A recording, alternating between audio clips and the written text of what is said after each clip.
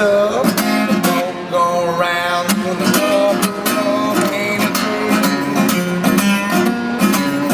Every album is like my first album for me because I've come from a traditional blues background, right? So my last albums were completely straight up, normal, down the line blues, and obviously the market for that is far smaller, you know, especially in South Africa. You know, but there is a market for that. So this album, what I want to get across, it's still like a first album for me because you still always want to make a big impression on every album you do. And I wasn't trying to sell out on this album and go commercial. That was never ever the process at all on this. I just wanted to get a bit more of an old school rock and roll sort of feel into it mixed with the blues. I'd still classify this as a blues album, but it's a modern blues album, a modern blues rock album. It's in the trends going now in Europe and stuff. I think blues is one of the most relevant musics in the world at the moment.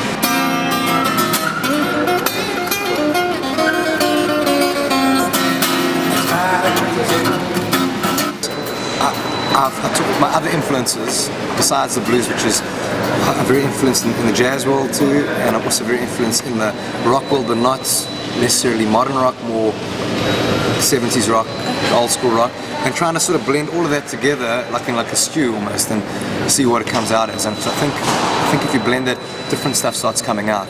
And I've sort of been working on that for the last couple of years and trying to get a different sound, and I really do think we've achieved it on this record, like a particular sound that we're going for, you know what I mean? Not just another blues record.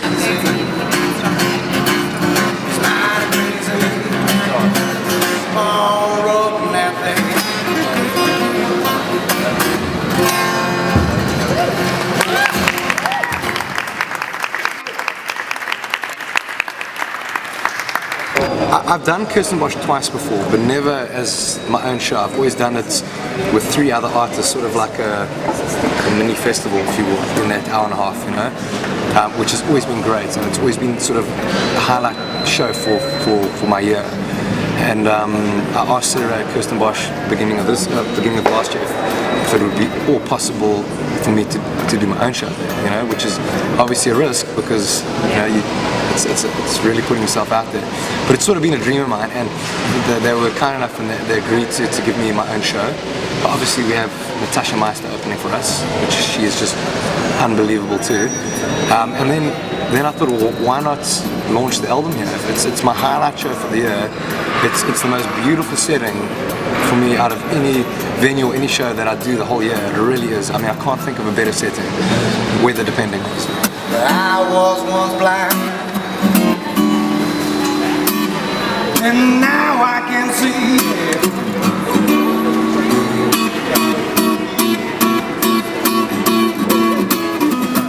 Definitely full band. Like, obviously I don't often do, well, hardly ever do the solo acoustic thing. Maybe for 1 or 2 songs. But like I'm more of a, you know, electric guitar player. That's what I do, you know. So you need the bass and the drums. Oh, and it's just nice to make a bit of noise, you know. And so that's definitely the plan, the full band, and pretty much just performing all the songs off the new record, you know. Some of them for the first time, some of them we've sort of dabbled in on the last tour, sort of getting tight, and just super excited to have a new set list to play, to have a new product to promote, because as you can imagine, being on the road like 9 months of the year, like we do, and promoting the same album for 3 years, you get pretty sick of the tunes you're playing every single night, you know. So I'm very excited to have just freshness in my life, if you know what I'm saying, yeah.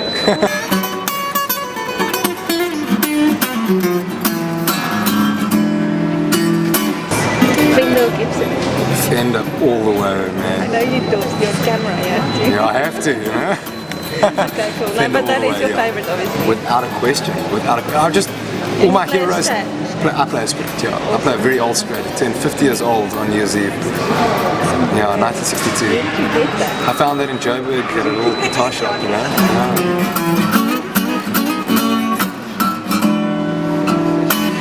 Oh, baby, you done lost your good thing now.